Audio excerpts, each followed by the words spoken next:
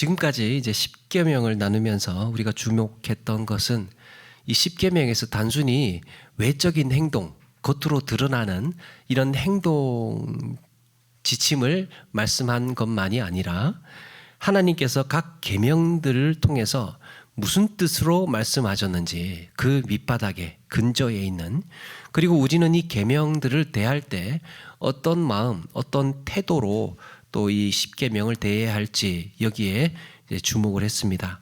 이런 점에서 10계명은 모든 율법의 열쇠라고도 할 수 있는데요.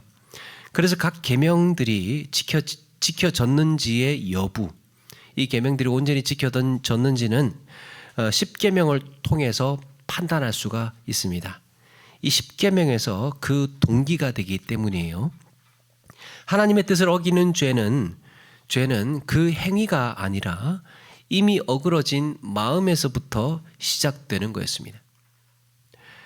결과적으로 그 마음에 반드시 있어야 할 것이 없다면, 마음속에 반드시 있어야 할 것이 없다면 인간은 어떤 충동이 생기는가? 사람의 마음속에 정말로 있어야 할 것이 없으면 어떤 충동이 생기느냐 하면 탐심이라는 것이 생깁니다. 탐욕.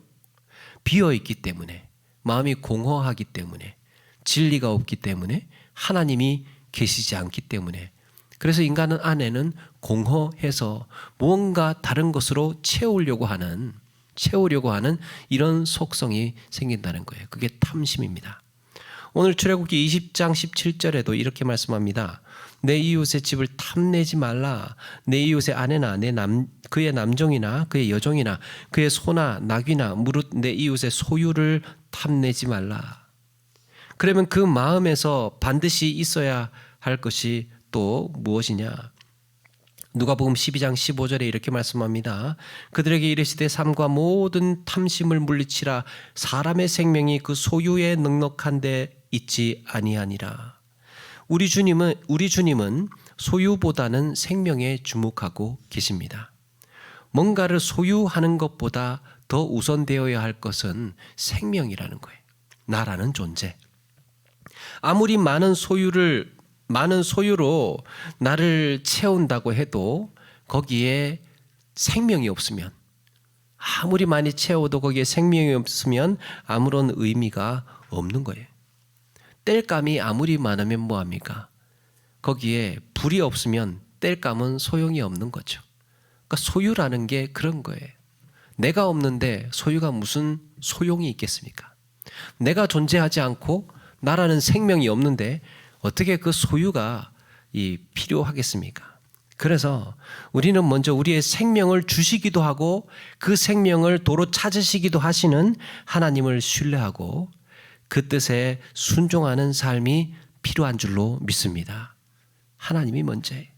이런 점에서 하이델베르크 그 113번은 어떻게 질문하고 있느냐?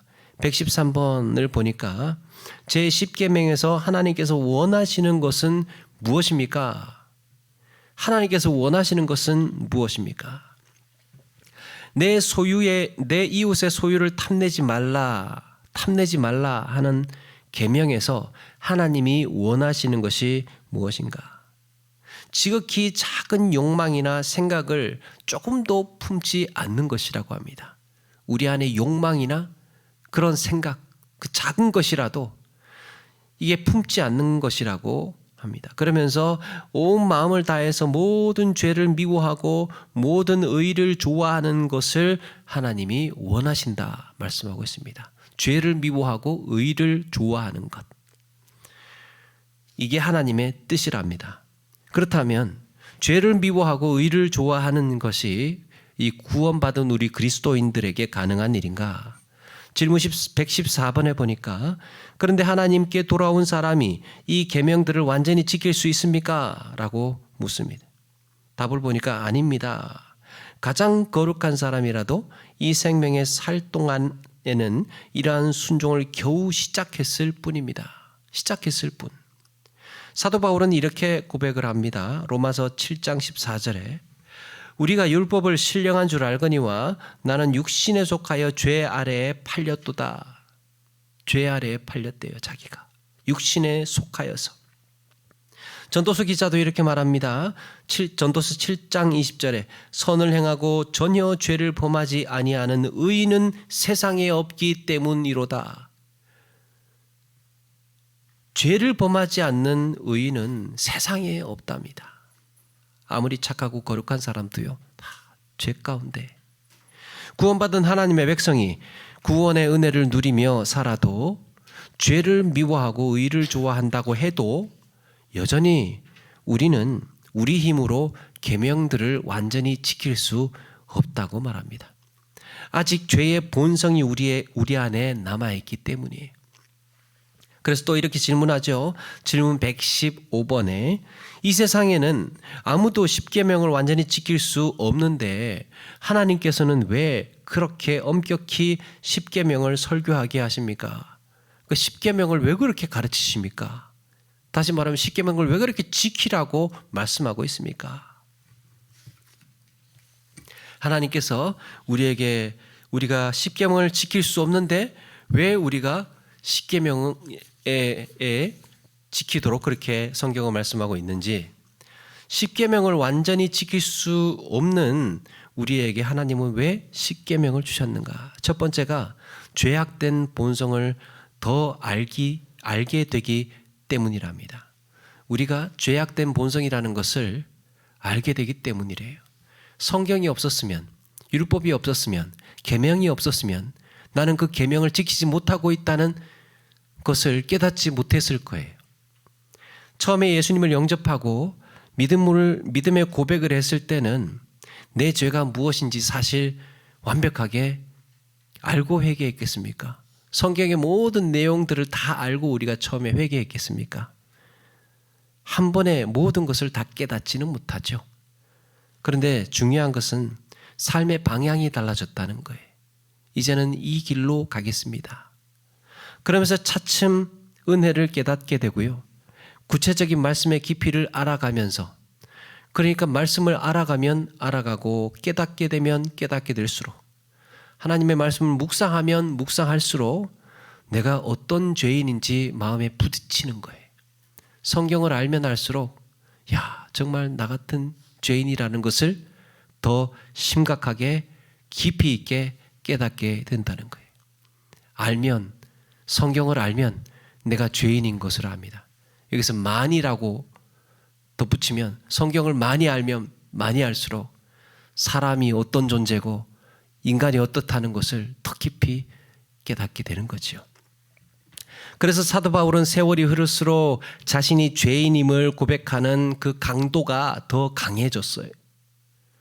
우리가 아는 것처럼 처음에는 자기를 작은 자라고 하고 또 만삭되지 못한 자라고 하다가 나중에는 죄인 중에 내가 괴수라고, 우두머리라고 그렇게 할 정도로 자신의 죄를 자각하고 통렬하게 고백을 했습니다. 나 이런 사람이다. 두 번째, 계명이 우리에게 왜 필요하냐?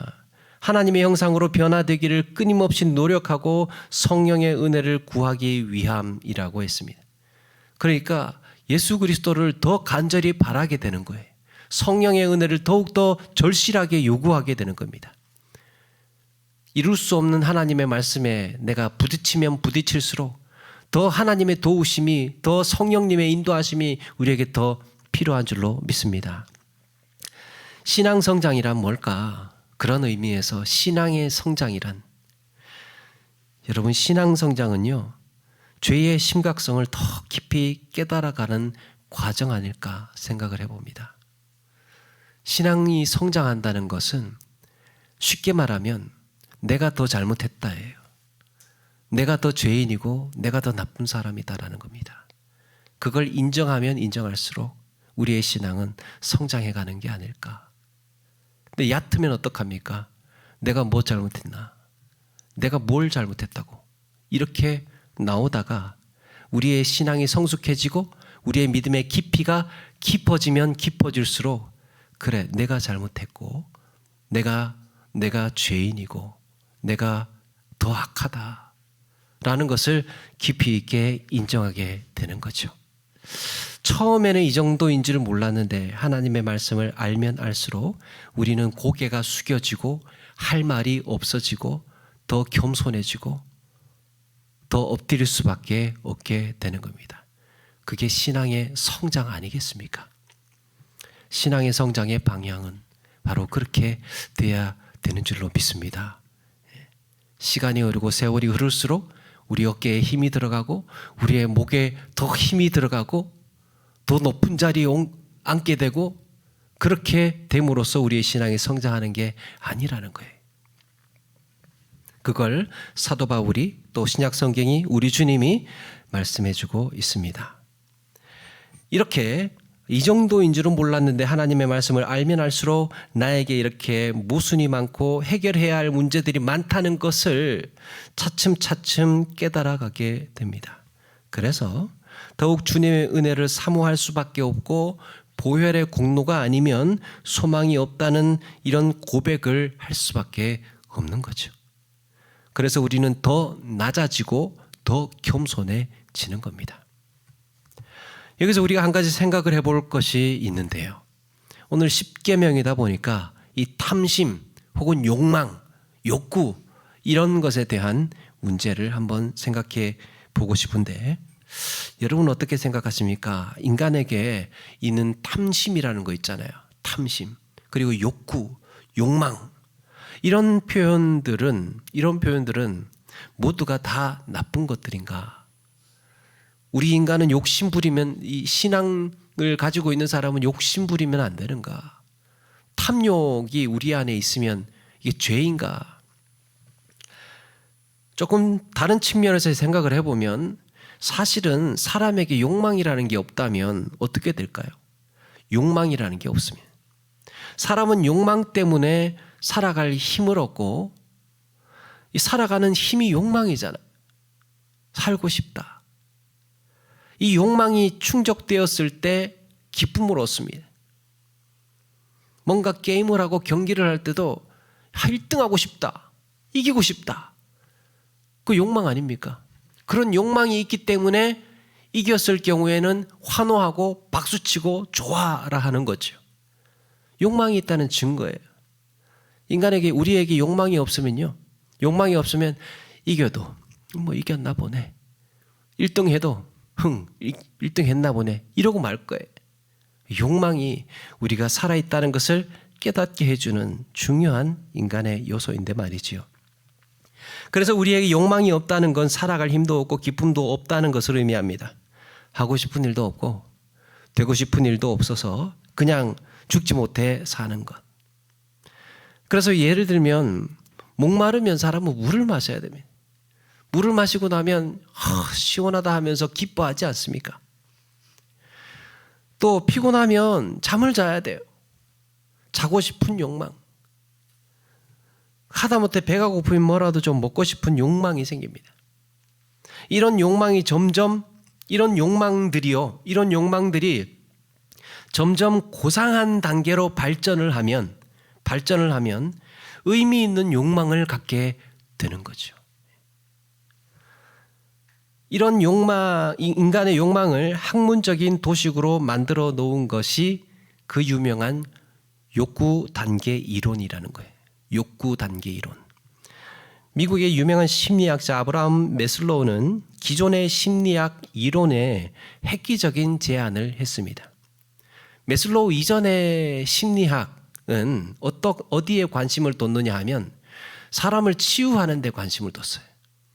사람은 다 이 정신적인 심리적인 병자다라고 가정을 하고 그들을 치료하는 데에 어떻게 하면 치료할 수 있을까? 여기에 관심을 가졌는데 매슬로우는 어떻게 하면 더 뛰어난 존재로 살게 할 수 있을까? 인간이 어떻게 더 전진하고 더 발전해 나가는 존재로 살게 할 수 있을까? 여기에 질문을 던진 사람이. 그래서 인간은 가장 아래층에 있는 욕구가 충족이 되고 나면 그 다음 상위에 있는 욕구 단계로 갈망해 나간다고 합니다. 우리가 알고 있는 삼각형의 그 도식인데 잠깐 설명을 해드리면 제일 기본적인 욕구가 생리적인 욕구라고 하죠. 가장 사람이 생존하는 데 있어서 기본적인 욕구, 생리적인 욕구는 그 먹고 자고 숨 쉬고 하는 거예요. 사는 데에 필요한 기본적인 거. 먹고 자고 숨 쉬고 하는 이런 기본적인 것. 우리도 언젠가 그런 소원을 가진 적이 있었죠. 등 따숩고 배부르면 소원이 없겠다. 등 따뜻하고 배부르면 소원이 없겠다라는 소원을 한 적이 있습니다. 그런데요, 사람이 막상 이 문제가 해결이 되면 먹는 문제, 자는 문제, 의식주 문제가 해결이 되고 나면 더 이상 바라는 게 없어집니까, 진짜? 소망하는 게 없어집니까? 아니죠. 이제는 이런 기본적인 생활이 계속해서 보장되기를 원해요. 불안하잖아요. 등 따숩고 배부른 게 오늘 하루 이틀이면 안 되잖아요. 내가 사는 날 동안 계속해서 안정이 돼야 되잖아요. 그래서 직장도 안정적으로 좀 계속해서 다녔으면 좋겠다라는 욕구가 생긴다는 거죠, 사람이. 그래서 사회복지라든지 또 법이라든지 질서라든지 이런 것들이 내가 살아가는 모든 삶의 전반이 안정되기를 원한다는 거예요. 그래서 우리나라도 잘 살아보세요 운동이 지나고 나서 무슨 일이 벌어졌습니까? 민주화 운동이라든지 더 나은 법을 만들겠다고 또 개정을 하기 위해서 사회운동을 한다든지 노동자들의 생존을 위해서 노동자들끼리 뭉쳐서 연합을 한다든지 이런 것들이 일어나게 되죠. 그래서 이렇게 자기의 생존, 기본적인 생리적인 욕구가 오래오래 지속이 되도록 그 다음 단계는 안전 욕구가 지배를 한다는 겁니다. 오랫동안 안전하게 보장되게 살게 해달라. 이런 욕구가 사람의 마음을 지배한다. 이렇게 또 안전 욕구가 어느 정도 충족이 되고 나면 세 번째 단계로는 사회적인 욕구가 생긴답니다. 이 사회적인 욕구라는 게 뭐냐? 이제는 내가 먹고 사는 문제가 안정이 됐어요. 먹고 자고 입고 사는 문제가 어느 정도 좀 보장이 되고 안정이 됐어요. 그 다음에 뭐가 필요하냐면 누군가에게 좀 사랑을 받고 싶어요. 누군가에게 사랑받고 싶어요. 그 사랑은 사치다고 어떤 가사에 나오는 것처럼 사랑은 사치라고 말하는 사람은요, 먹고 사는 일이 빠듯해서 그래. 그런데 이게 해결이 되고 나면 좀 사랑받고 싶어요. 사랑받고 싶어. 그리고 그래서 어딘가에 소속이 되고 싶은 거예요. 그런 사회가 형성이 된다는 거예요. 공동체를 형성하고 동호회에 가입하고 이제는 좀 동창회 좀 찾게 되고 또 사회적으로 여러 커뮤니티라든지 인간관계, 사람 만나고 뭐 이렇게 하는 데에 관심을 갖는다는 겁니다. 그 다음 단계, 세 번째 단계가 사회적인 욕구. 사회 속에서 자기가 소외되고 싶지 않아요. 내가 따돌려주고 싶지 않는 거예요. 그 전까지는 몰랐어요. 먹고 사는데 바쁘다고. 근데 이게 해결이 되고 나니까 이제는 내가 좀 외로움도 느끼고 좀 더 사랑을 받고 싶고 이게 세 번째 단계의 고상한 수준의 욕구예요. 욕망. 그래서 어딘가에 소속되기를 갈망을 합니다. 그런데 이렇게 하고 나서요. 뭔가 이렇게 소속이 되고 사랑도 받고 그렇게 됐어요. 이제 공동체에 내가 가입이 됐어요. 그러면 끝나느냐? 그게 아니라는 거예요, 또. 네 번째가 뭐냐면 자아 욕구라는 거예요. 자아 욕구. 자아 욕구. 존중받고 싶은 욕구예요. 이제 모였단 말이에요, 여기에서 모였다고요. 그러면 이 중에서 내가 더 존중받고 싶은 욕망이 생긴다는 거예요. 그리고 이 중에서 내가 한번 윗자리에 한번 앉아보고 싶은 이런 충동이 인간에게 욕구가 있다는 겁니다.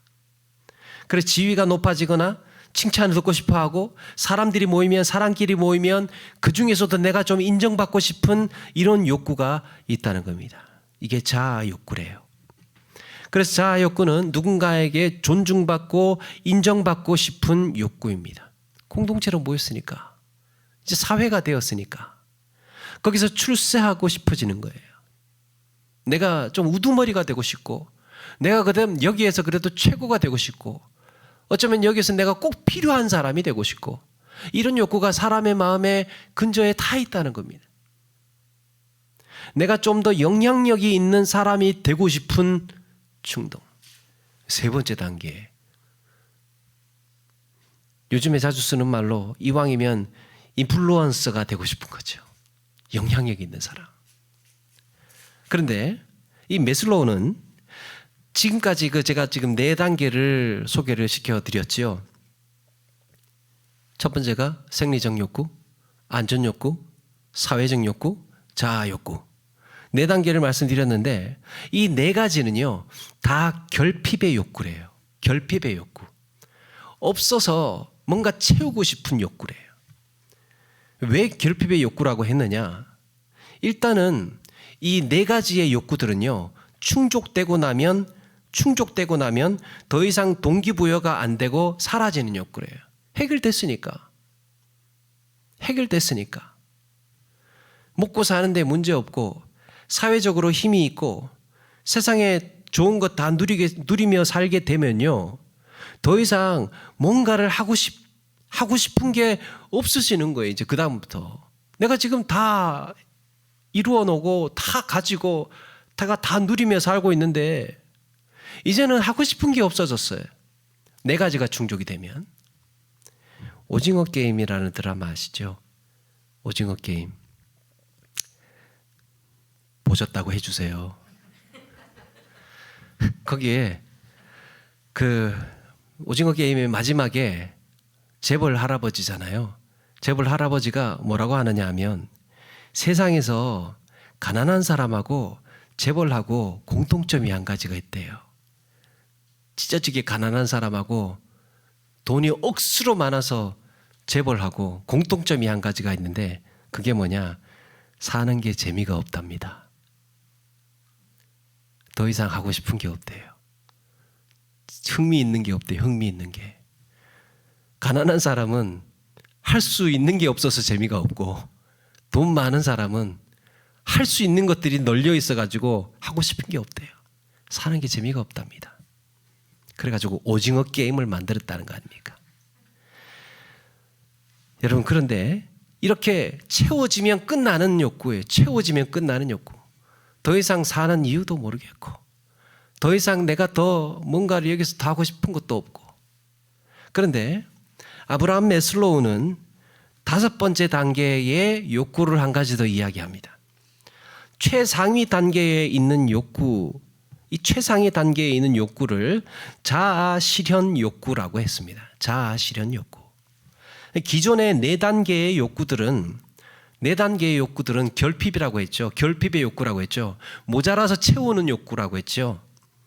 그래서 이 부족하면 채우는 데 집중했다면, 이제는 결핍이 있어서가 아니라 완전한 자아에서 출발을 합니다.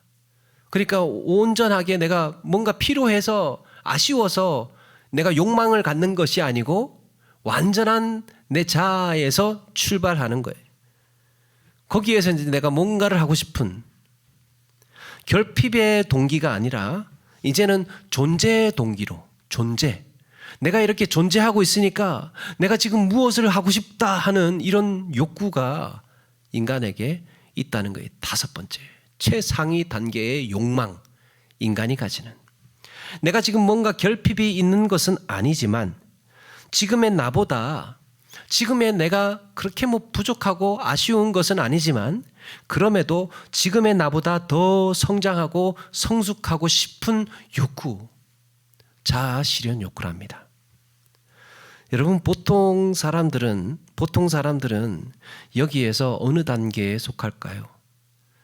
어쩌면 오징어 게임의 할아버지처럼 사는 게 재미없어도 좋으니까 재벌이 되고 싶은 욕구를 포기하고 싶지는 않을 겁니다. 그렇다면 그것은 결핍의 욕구, 없기 때문에 계속 채워야 하는 욕구의 노예로 살고 있는지 모릅니다.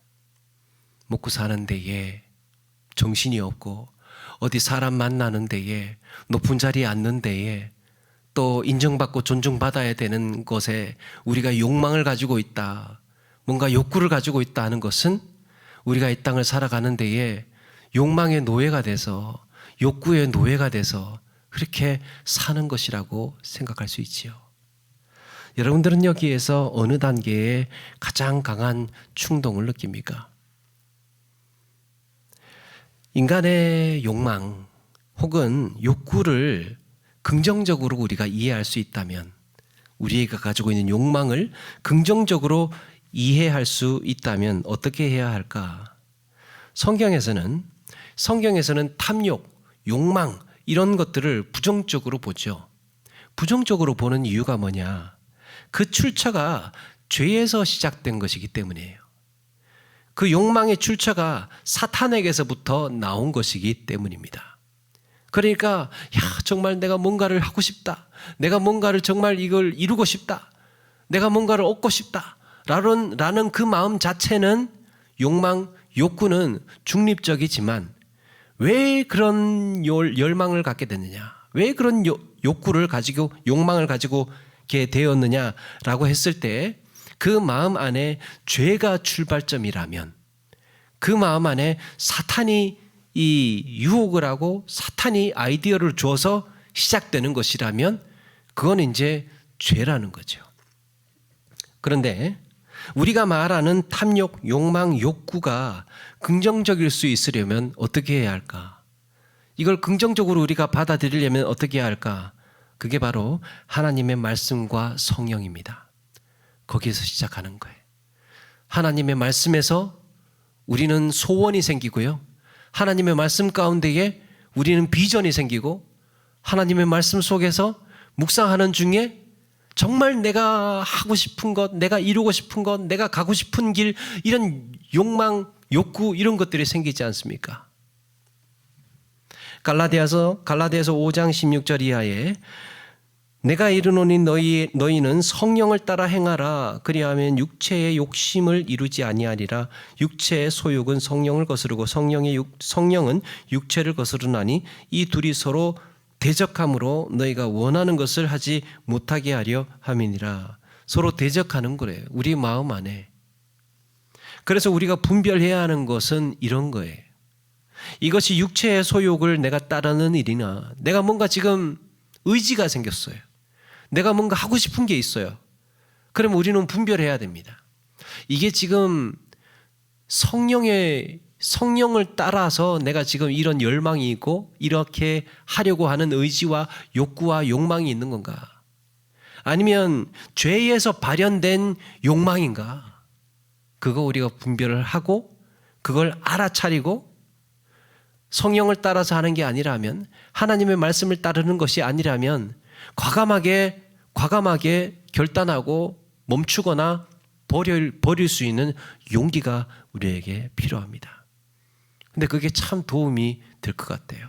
성령을 따르는 일이냐, 이게 육신을 따르는 일이냐, 그 두 가지를 명확하게 우리가 분별할 수만 있다면 우리의 마음이 훨씬 더 성령을 따라서 살 수 있는 가능성이 커지는 거죠.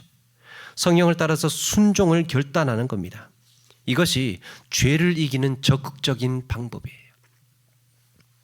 하나님의 말씀과 성령으로 사는 자에게는 욕망을 다르게 부르죠. 욕망을 소망이라고 부릅니다. 하나님의 말씀과 성령으로 사는 사람을, 그래서 욕망이라고 해도 되지만 그 죄 가운데에서 출발한 욕망과 구별하기 위해서 소망이 되는 거예요. 열정, 열망 이런 것들이 되는 겁니다. 결핍된 것을 채우기 위해서 급급했던 우리의 인생이 이제는 영원한 생명을 소망하면서 살게 됐습니다. 어떤 형편 속에서도 만족을 알고 우리 앞에 주어진 길을 기쁨으로 이제 걸어갈 수 있습니다. 이런 욕구로 사는 사람, 이런 소망으로 사는 사람. 이런 점에서 그리스도인은 일종의 자아 실현의 욕구로 살아가는 것이라고 할 수 있어요. 최상위 단계, 가장 높은 단계의 피라미드에서 가장 높은 최상위 단계에 있는 열망을 품고 욕망을 품고 욕구를 가지고 살아가는 삶이 그리스도인. 그런데 우리가 자아 실현 욕구로 살아갑시다 라고 하면 좀 어색하잖아요. 성경적인 의미로 바꾼다면 그리스도의 형상 실현 욕구에, 그리스도의 형상을 이루기 위해서 실현하기 위한 이런 욕구가 우리에게 있어야 한다는 거죠. 그리고 마땅히 당연히 성도의 삶에서 하나님의 형상을 이루어 가기 위해서 열망하고 소망을 품고 비전을 가지고 그렇게 살아가야 된다는 거죠. 우리의 삶의 형편, 처지 이런 것들보다 가장 최상위에 있는 이런 욕망, 이런 비전, 그게 사람을 더욱 고상하게 하고 또 힘있게 하고 의미 있게 하는 인생이라고 이야기해 주고 있습니다. 그래서 하박국 선지자가 했던 유명한 고백이 있지요. 하박국 3장 17절 이하에 보니까 비록 무화과 나무가 무성하지 못하며 포도나무에 열매가 없으며 감람나무에 소출이 없으며 밭에 먹을 것이 없으며 우리의 양이 없으며 외양간에 소가 없을지라도 나는 여호와로 말미암아 즐거워하며 나의 구원의 하나님으로 말미암아 기뻐하리로다. 주 여호와는 나의 힘이니라 그랬습니다. 우리가 살아가는 삶의 가장 큰 동력은, 가장 큰 힘은 사람들마다 그렇게 생각할 수 있을 것 같아요. 아까 그 네 단계로 이제 생각을 해보면 제일 첫 번째는 내가 무슨 겁날 게 있어, 아쉬울 게 있어, 나 먹고 살 거 다 준비되고 다 해결이 됐는데 내가 뭐 인생에 있어서 이 겁날 게 있어. 근데 그거보다 한층 더 올라가면 이제 이 사회 안전, 나 지금 사는데 아무 위험도 없고 그런 건데 뭐 살기에 한평생 사는 데에 이 아쉬운 게 없는데 이런 욕구를 가질 수 있겠지요. 그리고 내가 아는 사람들 많고 줄도 많고 이렇게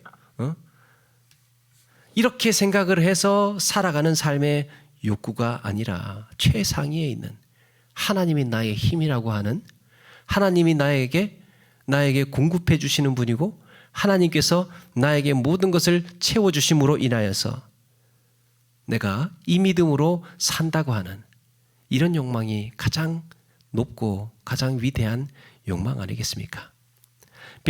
빌립보서 4장 11절 이하에 내가 궁핍함으로 말하는 것이 아니니라. 어떠한 형편에서든지 나는 자족하기를 배웠노니 나는 비천할 줄도 알고 풍부에 처할 줄도 알고 모든 일에 배부름과 배고픔과 풍부와 궁핍에도 처할 줄 알아. 일체의 비결을 배웠노라.